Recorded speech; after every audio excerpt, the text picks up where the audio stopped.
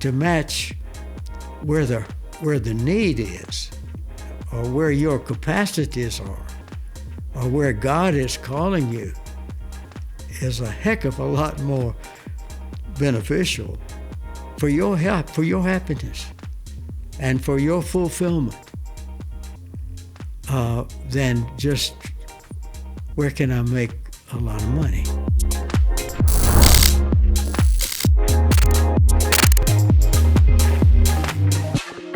Hey everyone, this is Steve Holt with EmpwoerU podcast, and I've got with me today someone I've known all of my life, and he's my dad. Dad is 92 years old. He was a Lutheran pastor for over 40 years. He was married to my mom for 61 years, and he has aged well. Let's just say that.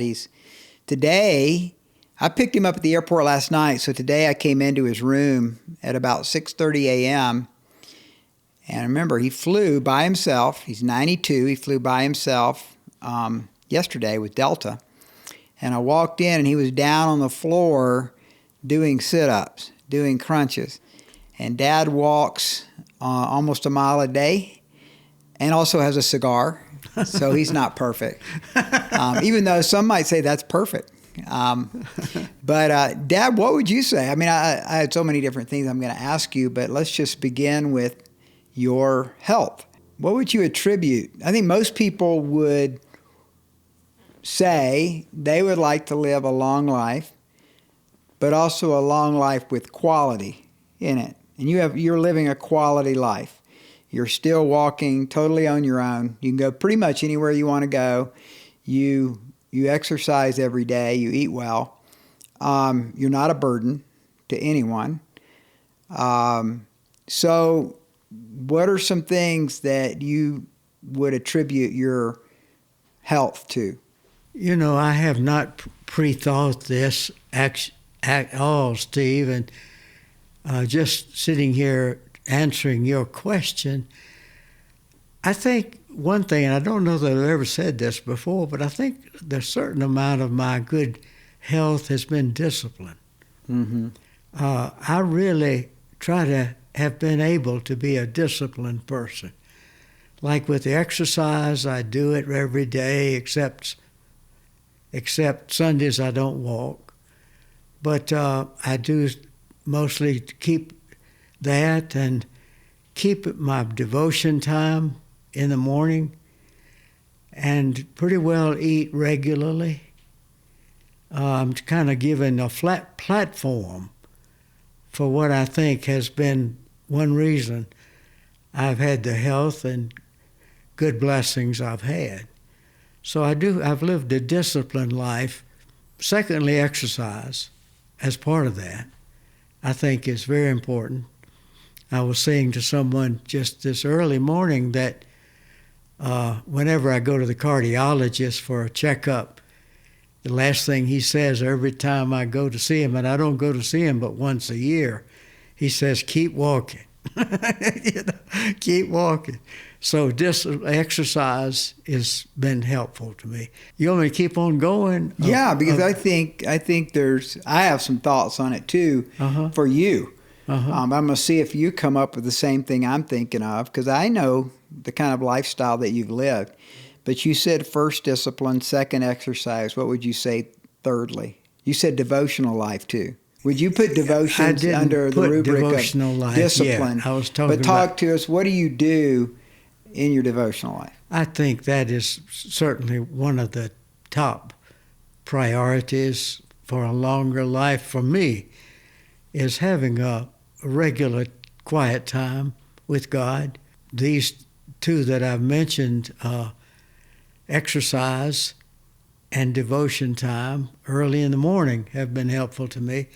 To me, particularly devotional time is to start the day with God, and to start the day with looking to the very foundation of one's life, and God, by God's grace, and I think increasingly as age has come, the foundation of my life has continued and deepened in my relationship to God. And so I have a early morning devotion time. I think the other thing I would add on to the list would be eating properly. I like to eat. Yeah, Dad's already had like 4 meals. Oh, no. And it's only 1 o'clock in the afternoon. Oh, yeah, right. But I do eat regularly and I'll put in there, drink a lot of water. As I have aged, I find that for me, I need a good glass of water about every 2 hours. I think it's become more needed by me as the years have come to drink a lot of water, to eat fruits and vegetables, what that routine. I don't need to go through that list. But to eat regularly. And I guess the final thing I would say for a long life is some mission. So good. What is my mission? And if I'm a God man wanting to be a follower of Christ, then what does he want me to do? With my time, with my age, with my abilities, with my readiness to some great degree, but to find what it is that is to be the focus and keep headed in that direction. And I say that frequently to people who are about to retire, or people who, even to those who've just recently lost by death a loved one. Go through the consequences of change in your life, but do try to find a mission and get on with it as you're able. Seems like, Dad, with you either planting or redeveloping 5 churches in your career. I mean, you're in the Bible Belt, so you're a Evangelical Lutheran Church, ELC denominational Lutheran Church. Yes. So you're not necessarily in that super conservative realm of some of the other Lutheran denominations, but you're around Southern Baptist, you're around very conservative milieu or ethos there in the South, and started or redeveloped 5 churches. So we're talking about Florence, South Carolina, Chattanooga, Atlanta twice, Huntsville, Alabama, Marietta. So you were really at the belt buckle. So how was that for you as far as your mission? Because you were at times at odds politically, especially with the civil rights movement, when you were going through all that with Martin Luther King Jr. Did you ever doubt yourself? Did you ever doubt that you were on the right mission? No, I don't think so. We Lutherans don't talk in the same fashion as you do, and the more evangelicals do, about being born again. But our focus for me, was when I was confirmed. When I was 12 years old, I was given the opportunity through my pastor and through the instruction that I had received in a class, catechetical class, and that when I knelt down before the altar and the pastor put his hands upon my head and prayed for me, I took that seriously. It, to me, wasn't just because everybody else is doing it, or because, boy, I'm out of these darn classes I got to go to. But it was a commitment. At that point, for me, I felt like I was enlisting in the army of Jesus Christ. And I knew he had died for my sins. And I knew that I was forgiven of my sins and that he had paid the full price for that. And I wanted to be faithful to him. And that certainly was the most important decision I had made to that point. And I think the most important decision I've made throughout my life was at that point. And so I've always been blessed. I didn't go through a rebellion stage against that promise and that commitment. And that's the grace of God that I've tried to be faithful to that call. So being a mission pastor and moving from church to church, I believe that was the next step for me along the pathway of trying to be that soldier in Christ's army. So when did you feel like God was calling you to full-time vocational pastoring ministry? To me, Steve, it was not some vision. It was not some momentous event. It came gradually for me. When I was in college, I had to I didn't have to, but at that point, in my understanding, I needed to decide what I was going to be in life, what I was going to do, and I really had never thought of anything scientific or mechanical. I was not going to an engineering school. You were an English major at Duke, right? I was an English major. Yeah. I thought about being a lawyer, thought about being a teacher, thought a little bit, but not long, about being a doctor. Those were sort of the professions, or a pastor, for persons who would go to college. And I thought about those. I didn't think about being a businessman for some reason. That would have been right up there, too, as a possibility. Mm-hmm. But then I just felt God calling me or leading me to be a pastor.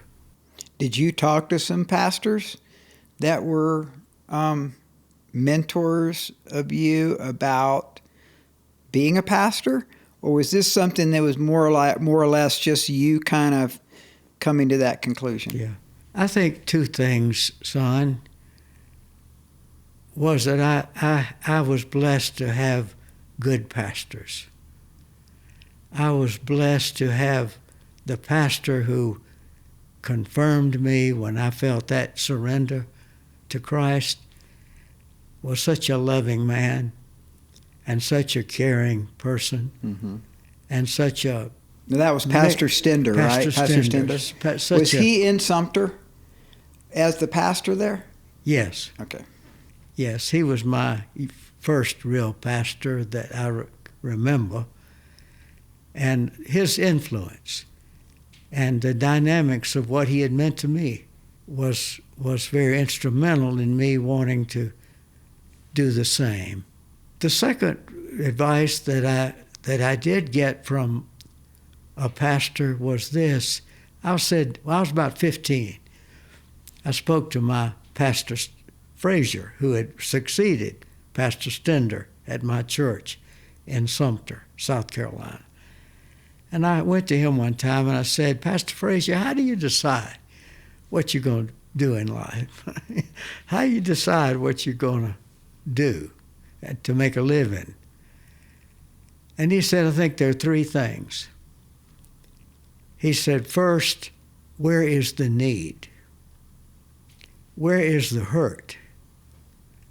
Where is this challenge for our society, for other people? Secondly, what are your gifts? What do you think your capacity is? What do you think your ability is? What do you think your interest is? And the third thing was, what do you think God is leading you toward? And you could take them in different priorities if you want to. But I think they're great criteria. It kind of bugs me when I hear people say, I'm going to make a lot of money. I'm looking for the job that'll make me prosperous. And I'm not going to get into an argument about that necessarily, but I think to match where the need is, or where your capacities are, or where God is calling you, is a heck of a lot more beneficial for your help, for your happiness, and for your fulfillment than just where can I make a lot of money. So that's kind of preachy, but that was helpful to me. You asked me how I decided.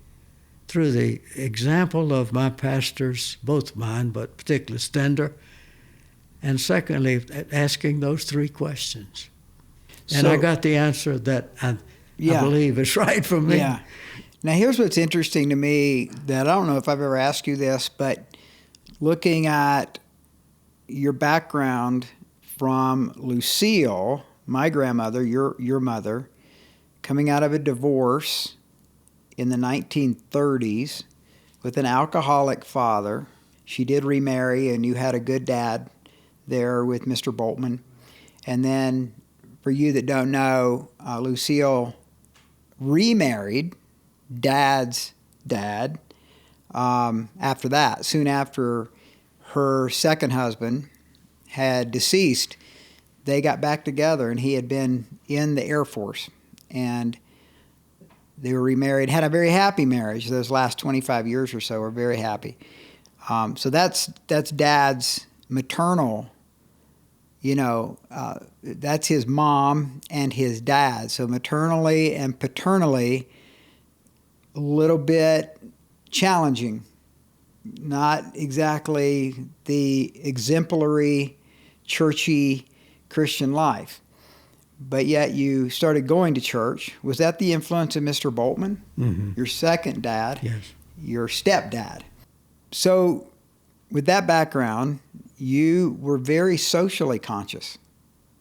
As far back as I can remember, we were more on the liberal side of the equation as far as presidential elections and things like that. Where did that come from? I know that's a part of the Evangelical Lutheran Church, because I grew up in it for 18 years. So I know I would say that the tendency toward more of a little bit more openness to different races, different minority groups, and socially conscious that way, justice issues, has marked, going back to Dietrich Bonhoeffer. Bonhoeffer took a stand that cost him his life against Hitler because of the Jews, and he smuggled Jews out. So I know it's a part of the history of the Lutheran Church to be that way. But for you personally, I remember George McGovern running against Richard Nixon. I think that was 1972. So it's Hubert Humphrey. Hubert Humphrey was in 1968. McGovern was in 1972. And we're in Huntsville, Alabama, at least with McGovern. We had come back from South Carolina. So by 1972, I just remember the animosity that I received from my classmates in the South, who would be much more on the conservative side. So I kind of grew up in that civil rights family that we grew up in. So where did that come from? Those were not easy times. Not many white pastors in the South were supportive of civil rights. First of all, my mother, open-minded, compassionate, caring person, particularly for black people. I never heard anything, I didn't hear any kind of crude jokes about black people. I learned to love that race of humanity. Growing up in North and South Carolina, we were half white and half black. That's true. Absolutely. And I was so grateful for that from my mother. And secondly, then I married my wife, Melba, and if there was ever a strong, socially concerned, open-hearted and minded person, particularly and the issue was race relations very strongly in my growth of life. And right in the ministry was the civil rights movement in the South. That's right. And your mother was on the forefront of speaking out for civil rights and civil justice. So when we moved to the cabin on Granddaddy Joe, now Granddaddy Joe, for you that are listening, is on my mom's side. That's my mom's dad. He was a rancher and farmer and sawmill man in South Carolina, very successful. And he had acreage where he had a cabin, kind of a retreat center, that Dad went back to get another degree at University of South Carolina. And we stayed in that cabin during that time for 2 years. And this was when I was in the 6th and 7th grade. Well, Mom, because of the name Taylor in that area, comes with a very positive reputation. She chose, though, to take her teaching opportunities into the all-black high school, Twin City High School, which was pretty radical at that point. Now, was she the first and the only white teacher of Twin City High School, all-black school? I don't know if she was the first. I wouldn't doubt she was the first. When she was there, she was the only white teacher in a totally black school. And this is 1969, right at the flush of the civil rights movement, and the decree about integration had come through the Supreme Court. Mm-hmm. So the state was supposed to be moving toward integration. So your mother taught in a totally black school the first year. The second year, they had total integration in South Carolina, which was from from first grade to 12th grade. And so then it was a mixed school with blacks and whites together. So when I came to South Carolina, I was in the 6th grade in 1969, and I had one black student in my elementary school class. I think there were more, maybe 5 more in the whole school, but there was one in my class. And then integration came, as Dad is saying. Next year, it was almost 50-50. So we went from having no relation with black kids in the school system. Now, we did on the ranch, we did on the farm, because a lot of Granddaddy's hands were black, but not at school.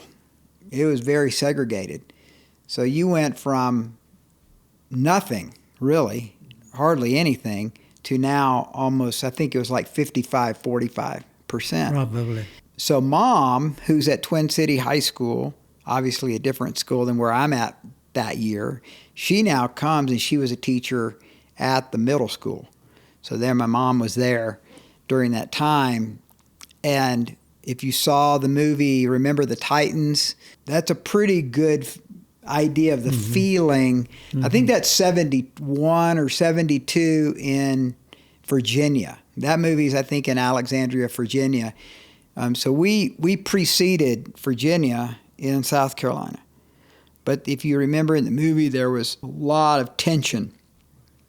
And so we felt that tension. I don't remember but a few fights the next year. And the fights that we had nothing to do with being white or black. It was just stupid kids getting in fights. So it went pretty well in where we were. So yes. I can't speak of other places. Yes. Well, you were asking where I got my attitude about liberal things in that day. That was where we were. Also go and put a little bit more about your mother. When we moved to Huntsville, Alabama, your mother was the leader in setting up a thrift store to have clothes and other items of home need for people who were less fortunate. And then when I retired, I moved to Huntsville, moved to North Georgia, and she's starting a thrift store there. Mm-hmm. So you got a lot of our attitudes on these social issues Right. from those influences, particularly from your mother, I think. Yeah. When we went to Huntsville, I would have been in first grade. So first grade to fifth grade in Huntsville, Alabama. And you started Prince of Peace Lutheran Church. And I can still remember that country road that went out to the thrift store. Mm-hmm. And I remember being with Mom when she was setting that up. And it was just a small little store there. Mm-hmm. But that's before there were thrift stores. I mean, there weren't a lot of thrift That's stores. true. I mean, now everybody goes to a thrift store. I bet you most of the women at the road at our church get their stuff at these secondhand shops because it's really popular. Yes. But it wasn't in the 60s. You're right. So I think it was pretty cutting edge for Mom to think up this idea of, okay, we're throwing out our clothes every year, the more upper middle class, middle to upper middle class to upper class. Let's take it and then make it affordable or even free for those who are less fortunate. Yes, yes. My mother and my dear, sweet, wonderful wife were a strong influence on me being of the same mind and the same action, I hope, pray, as she did. And as I think God wanted us to. I thought that was where God was calling me and her. And I just thought everybody did that. I remember, I don't know when I had my revelation, maybe in high school or something, that I know where it was. It was probably in seventh grade, being in that integrated situation and hearing the pejorative things being said about black people that I just never heard it before. I never heard either grandparent ever say anything negative about racial stuff or black people. So I heard it for the first time in seventh grade, being in South Carolina. But I thought everybody had a home where you were socially conscious. And I remember it dawned on me one day, I was on a bus coming from school and some people were saying some things. And I'm thinking, in my mind, I'm thinking, where'd that come from? Why would anybody think that? Why would the color of someone's skin have anything to do with their heart? Or have anything to do with their soul or have anything to do with their personality? But I was now in the racially segregated South. I feel like Huntsville maybe was, and maybe because it was white, maybe the white neighborhood I grew up in, I just wasn't exposed to prejudiced people. And the kind of pastors and the kind of leaders that came through our home growing up, they just weren't, I just never heard anybody saying negative things about other races and stuff. But in seventh grade, I experienced it. I felt it among the boys that I hung out with, the baseball players that I played baseball with, and the football players that I did football with. And I remember just being a little confused. Like, people think, why would anybody think that way? Well, another thing that probably intensified your feelings and mine was that you grew up right in the middle of the civil rights movement. That's right. You grew up when there was a strong push from both sides. Mm-hmm. And you either on one side or the other. And it seemed. Growing up in the Carolinas and Georgia and so forth, where we were, probably the strength of movement was from the segregation side. Because we've always been segregated. We're going to stay segregated. Right. And to speak in opposition to that was not always easy, or, well, I won't say easy. That's all I can say. Well, I think, too, that, like, in our family, we were talking about this kind of stuff all the time. I mean, I knew who Lester Maddox was. I knew that name, Lester Maddox, the governor of Georgia, and Lester Axe Handle Maddox. You know, he was going to beat those blacks if they tried to get in his store.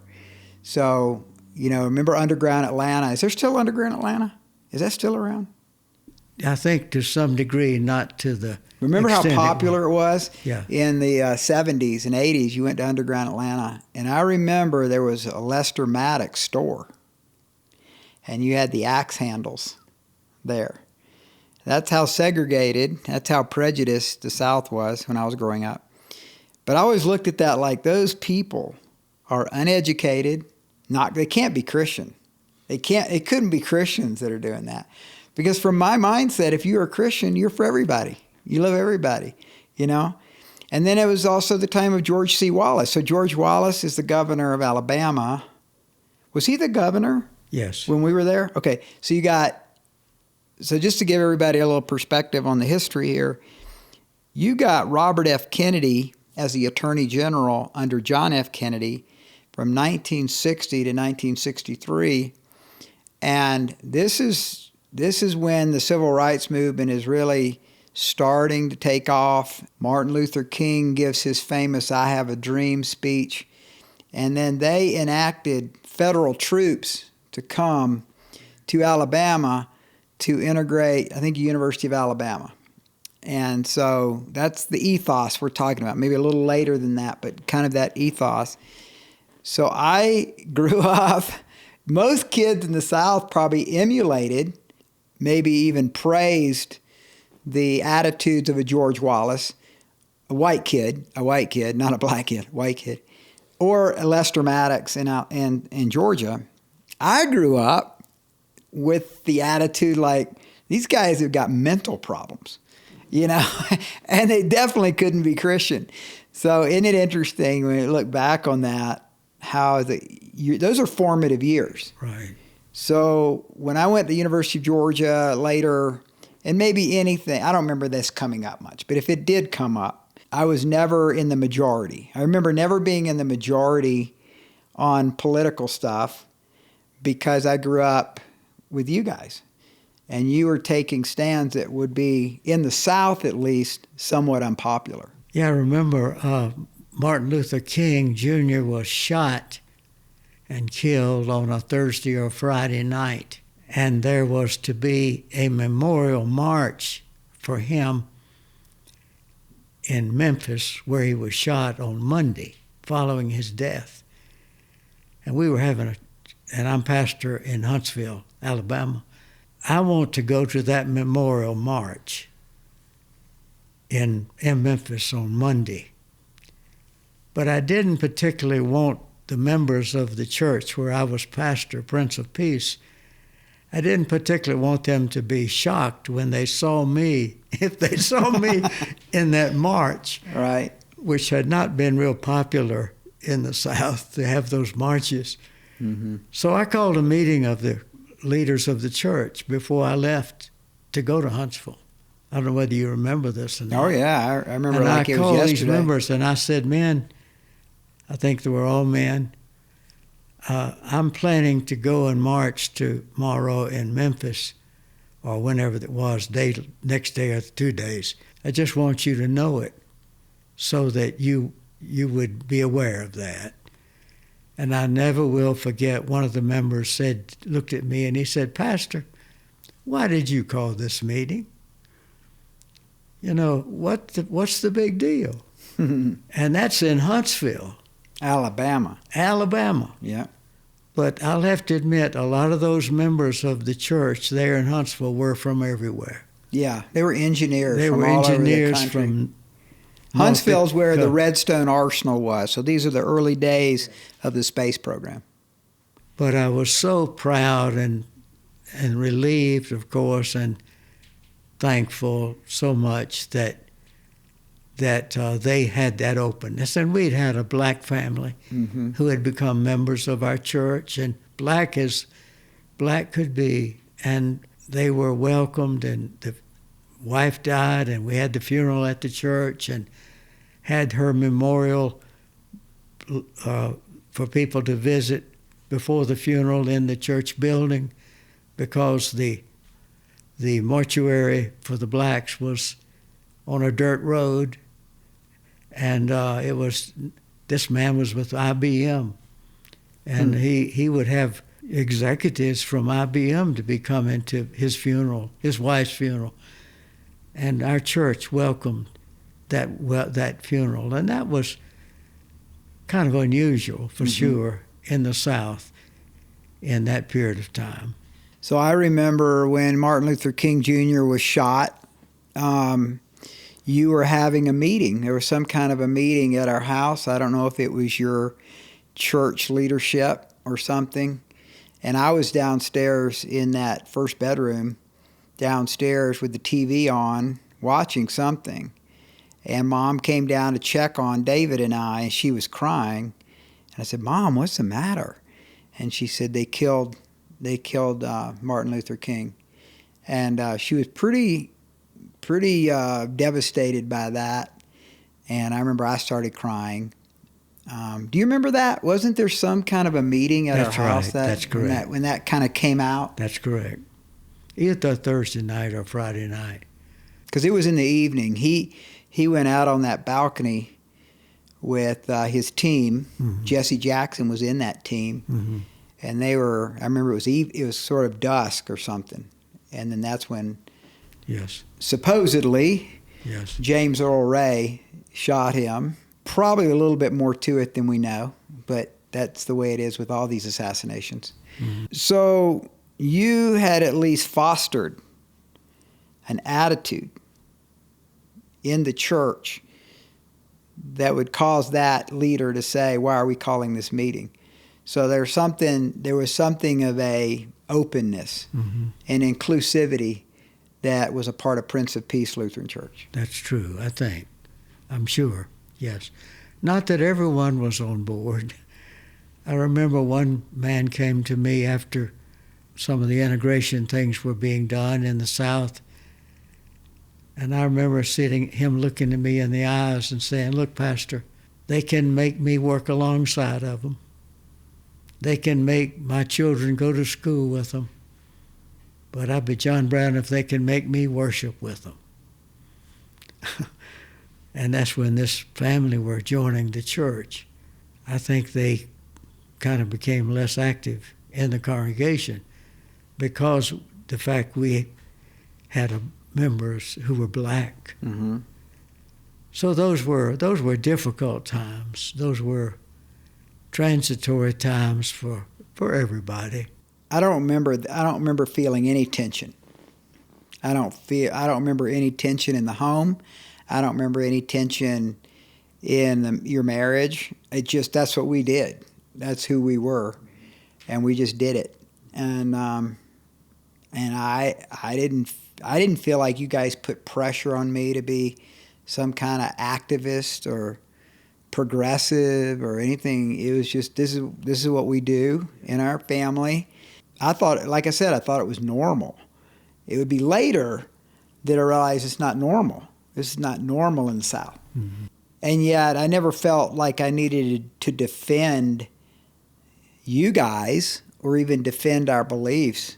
I remember one time in Batesburg, Leesville, South Carolina, with some of the boys that I played ball with, using the N-word, a few times, and I just had it. I just was tired of it.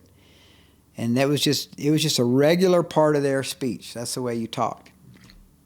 And I finally turned to some of these boys and I said, "Look, you guys can use that word." And they go, "What word?" "That word you use for black people. Anywhere you want to do it, it's a free country. But don't do it around me anymore. I don't think it's right, and I think it's wrong." And everybody got really quiet, and I know they felt uncomfortable. I didn't feel uncomfortable at all. And I grabbed my glove and I put on my hat and I went to second base. But I never heard it again. So that's the only time I can remember anything, where I kind of had to push back a little bit. I want to make a little comment in the fact you say you spoke to those friends, baseball player friends, and what you said. And one thing I want to affirm about you and your younger brother is that I've been very proud of how you take a stand on issues and are willing to speak to it in the face sometimes of disagreement from others or from whatever. And I respect that strength and courage that you do sometimes manifest in very right situations. It's interesting to me that when we talk about courage and things like that, and we're talking about your life and you and Mom and all that we've talked about, I think that I feel like courage is, what is it, core? I think it comes from the word it's core. It's where you get cardiologist. It's heart. So courage is from the heart. So I think true courage is just being who you are. You know, it's not something that comes to you at a moment. It's something that's just who you are, and you face a situation where it's just something within you from the Holy Spirit says, I'm not doing that. I'm not going to stand for that. And I think most courage is not like some big deal. Mm-hmm. I think it's the way you're wired to be put in that. Like I think about David. For the wholehearted men on Tuesday morning, we're on David and Goliath. So that was last Tuesday. And I didn't call it David and Goliath. I didn't call it David versus Goliath. I call it the Valley of Fear. That's what I call that Valley of Elah in 1 Samuel 17, the Valley of Fear. David comes in and all he's doing is delivering some food to the troops. And when he hears Goliath, you get the impression right off the bat, he's not fearful at all. He asks a few questions. He says, I'll go take him on. But see, that's who David was. And that's always the way I felt about you and Mom and our family was, and maybe that's why I thought it was so odd that other people weren't that way. Because to me, it was obvious. It was obvious to me even as a third grader. Well, that's the right thing to do. That's the honest thing to do. That's the Christian thing to do. Why isn't everybody doing it? Mm-hmm. And then you realize, not everybody's raised that way. Because the way you're raised really determines a lot about your values. Yeah, and it's not just talking about it. It's living it. Mm-hmm. So it wasn't just that your mom talked about it. Mm-hmm. She lived it. Right. Yes. And I think to go back to our faith journey that we've been blessed to have is I think that faith life is so critical if we are blessed to learn these values and to learn these understandings about God and about humanity and about justice and about love and about peace, that it can not only just what we heard, but praise God, and hopefully it gets incorporated into each other so that as David acted out of his core, that we are given the grace to do the same. And then isn't that what we want for our children and for all people? You know, Dad, we've talked so many different times fishing together up at Bent Tree or taking a walk or whatever it is we've been doing. We talk about different things, but one of the questions I've had, because you know, we're talking like you graduate in the late 50s from Philadelphia Theological Seminary, then you plant your first church in Decatur, Georgia. So that's 58, 59, going into the 60s, and then all those years. What do you think's been the biggest change in the church. Now, I know you're mainline Lutheran, okay? So you're not in the conservative evangelical ethos. You're not in the Roman Catholic ethos. So I know this is a loaded question. So from the perspective of maybe it's the mainstream church, from the mainline, not mainstream, mainline denominational church, which I would say is probably Episcopal, Lutheran, Methodist, Presbyterian. So in that ethos that you hung around, we're in the third millennium. We're a quarter of the way through the third millennium. Looking back now, so over 40 years of ministry, but now you've been retired almost 30 years. So what are 2 or 3 things that you observe? Because you're very well read, you watch the news, you read books, you know what's going on. So in the mainline denominations, what's changed? What's different than back in the late 50s? I know there's a lot, but your observations, good and bad. Boy, that's a hard question, and that's a profound question, and I don't think I've ever been put to the question before personally. A phrase I often use about a lot of things is the tail wags the dog. You know, sometimes we can get so obsessed with political issue of one kind or another, and that just becomes the whole scheme of things. Everything's about that. That becomes the main drama, politically, whatever, religiously. Because you know, Dad, that this last election was the most important election ever in the history of our country, and I'm 25 years younger than you, and I've heard that every national election. Right. Well, the tail begins to wag the dog. And I think that in many ways I speak about my denomination, which I still adhere to. I'm a Lutheran, but I'm a Lutheran Christian. I think sometimes the main thing doesn't remain the main thing. The tail begins to wag the dog. So what do you mean by that? Oh, I mean that the main thing of the Christian faith is Jesus Christ. Right. I think that the main thing of the Christian faith is being a follower of Christ. Right. I think the main thing of the Christian church is to lead people to a confession of faith. Yeah. And a loyalty to Jesus Christ. Right.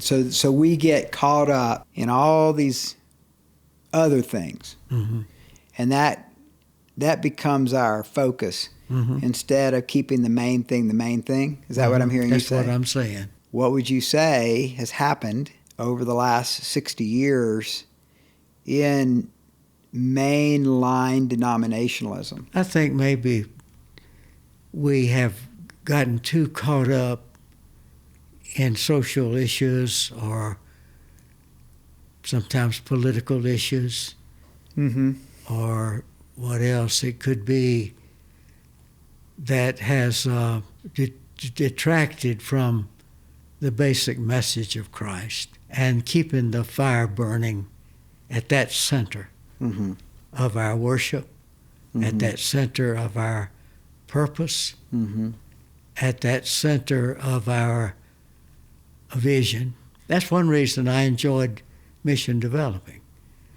Because I like to be on the frontier of trying to lead and help people find to know God in Christ. Yeah, I think of you as a catalytic leader, a catalytic pastor.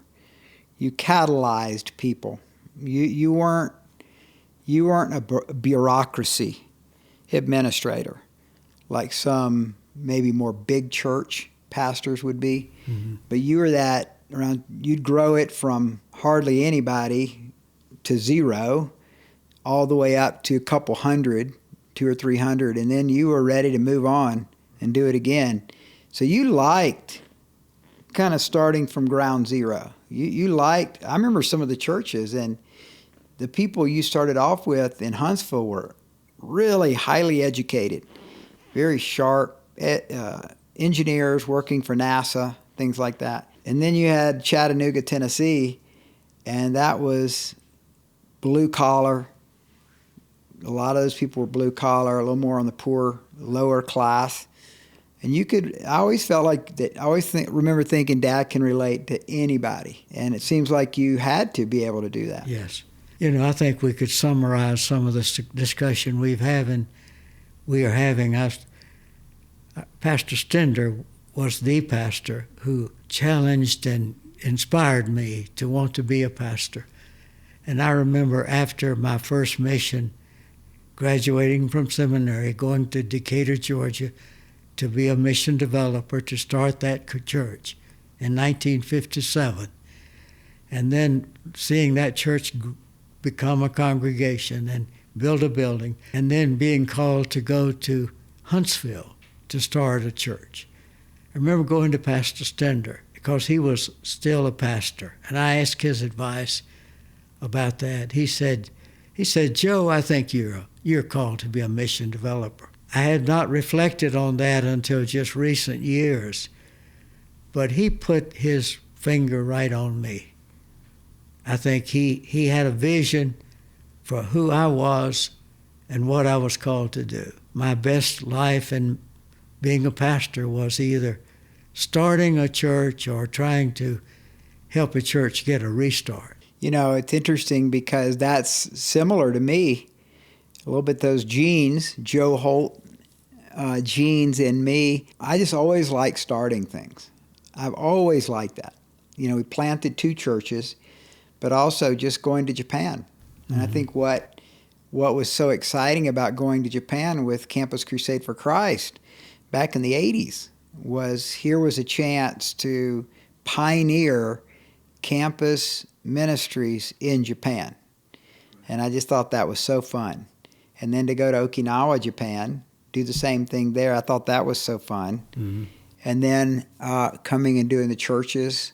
And then here, EmpwoerU, that's another example of I enjoy starting things from scratch. Uh-huh. And I say that a weakness of mine is the maintenance part. And I'm so glad Ryan is on my team as my executive pastor because he helps balance me out as he helps us move forward with my pioneering tendencies. And then he's such a great second guy to help maintain what we've got going. Yes. There's a lot of balls in the air sometimes around here. Sure. But that's your fault. Sure. It's because of you. Because of the Yeah, gene. right. Those genes are in me from you and Mom. Mom was a pioneer too. She was a pioneer with parenting. She was a pioneer in communication. She was kind of a communication specialist and speaker. She was always thinking outside the box. Mm-hmm. And those are good genes, man. Good genes. You had good parents. Yeah, I did. That sounds ego-centered, but God blessed us all, And I look upon you and your younger brother with such a pride. Not pride, I guess, but thanksgiving. Yeah. Because I think I would say this to anybody, and I've said it a lot lately to people, you guys are carrying forward the vision of being a pastor that I always ultimately wanted. Yeah. And you're doing it in a wonderful way. Yeah. Yeah, David's a great pastor in Athens, and then before that in Wisconsin, all that he did there. Just a great preacher, great leader, very solid administrator. When we get together, I think, one of the funnest things was when we went to Alaska and we were, fishing for salmon and everything, and we were just laughing the whole time. It was just so much fun, and I think those guides on those boats, they were fighting to get us on their boat because we were way more fun than everybody else on that group of clients that they had because we were very spontaneous, authentic, joyful. And so thanks, Dad, for being the great dad, the wonderful dad, the loving dad, the supportive dad that you've always been. And thanks for being on here today. We could talk on for hours, but I think that if I could say one more thing to you, it would be thanks for being authentic. I think that would be a word I would use for Joe Holt, is you were always sincere about. I never once remember thinking, oh, my dad's lying. Oh, my dad's, he's embellishing something. You were always, if anything, you were overly humble and overly soft-spoken on something where you could have taken credit. You wouldn't take credit. So authenticity, sincerity, and boldness really characterized you and Mom. So these years, here you are, you're still the same, sharp as a tack, always have been. Thank you.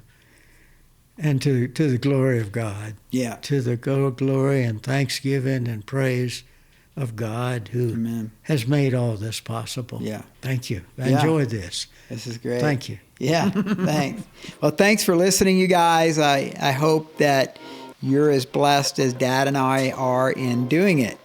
And so thanks for listening. And until next time, God bless you.